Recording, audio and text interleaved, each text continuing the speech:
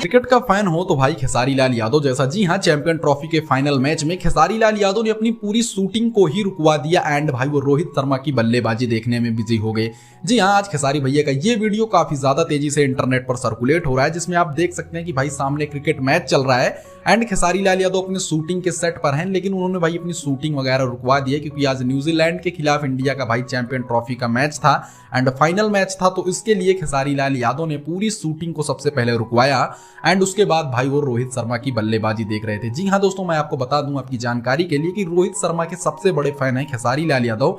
Bhojpuri industry में भाई सब लोग हैं अलग अलग सुपरस्टारों के फैन, लेकिन रोहित शर्मा के सबसे बड़े फैन खुद हैं खेसारी लाल यादव। आप उनके इस क्लिप में भी सुन सकते हैं कि वो रोहित शर्मा के बहुत बड़े फैन हैं। वैसे आप लोगों के लिए एक सवाल है, जिस तरह से खेसारी लाल यादव रोहित शर्मा के फैन हैं, वैसे आप कौन से क्रिकेटर के फैन हैं, रोहित शर्मा या विराट कोहली या फिर कोई तीसरा है? कमेंट में जरूर बताइएगा।